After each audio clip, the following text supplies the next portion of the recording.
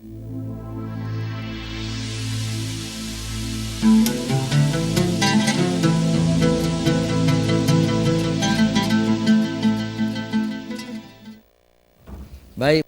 yang dimuliakan Allah SWT, di segmen terakhir ini mari kita baca terus SMS yang dikirim oleh pemirsa Aceh TV.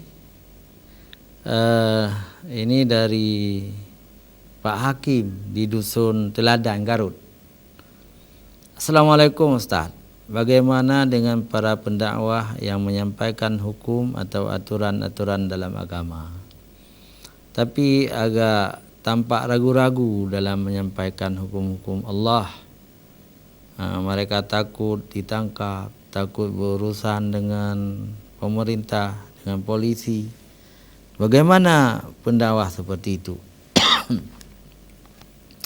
Baik Pak Hakim ya, di Dusun Teladan Garut, di mana Garut itu di Aceh Besar.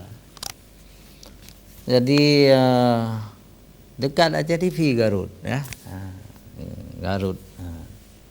Jadi Pak Hakim, saya pikir seorang pendakwah itu juga harus menjaga kiri kanan ya. Maksudnya tidak boleh menyampaikan terlalu keras masalah-masalah dakwah ini. Misalnya kita tahu memang itu tidak benar, yang dilakukan itu tidak benar, yang dibuat orang tidak benar, tapi tidak langsung kita katakan tidak benar. Jadi perlu dakwah bil hikmah, bukan ragu-ragu menyampaikan, tetapi menjaga supaya kita bisa berdakwah lagi besok. Tetapi kalau sangat keras kita katakan ini haram, ini tidak boleh, atau dengan bahasa-bahasa yang sangat keras, mungkin dakwah kita tidak panjang.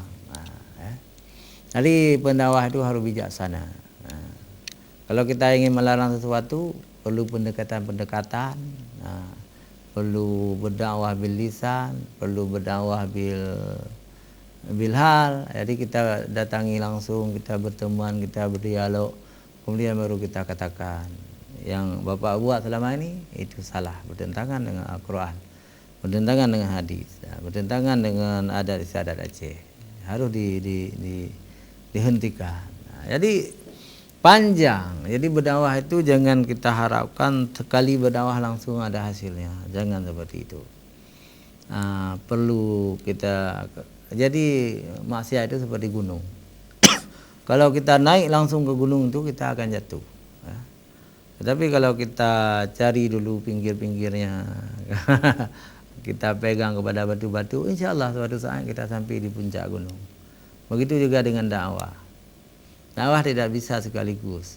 Menjilbabkan Aceh saja perlu waktu 10 tahun.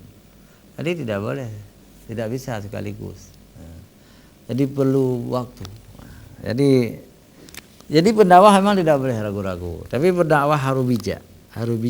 Jangan juga terlalu berani ya. Pendakwah yang terlalu berani banyak yang ketabrak dengan realita-realita di lapangan. Baik pemirsa Aceh TV yang dirahmati Allah ya, sudah selesai semuanya ya. Silakan lagi mengirim SMS, insyaallah kita akan baca nanti. Jadi sambil kita menunggu SMS yang lain ya, kita ingin kembali kepada berbakti kepada dua orang tua.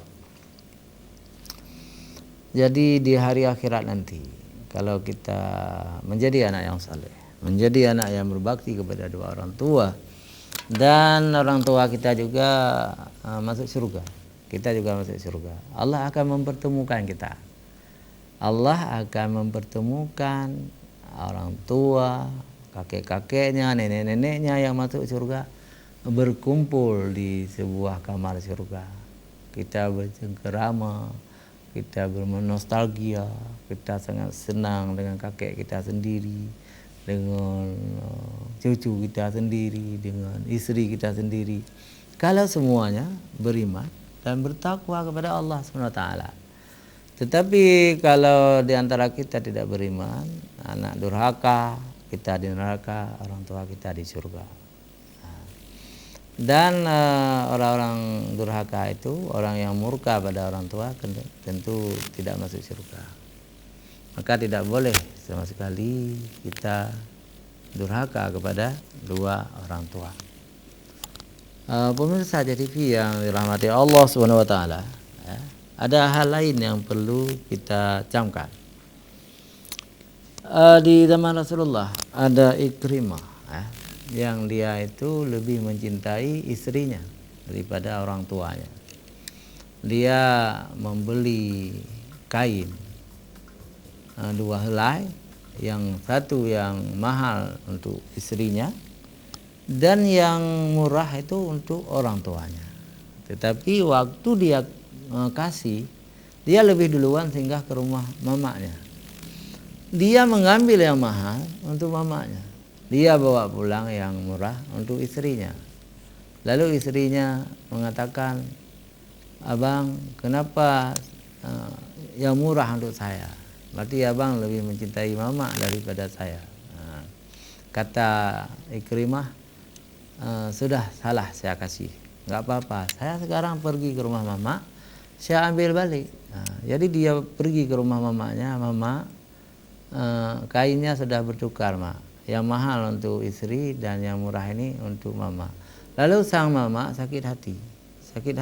"Oh begitu kamu ya.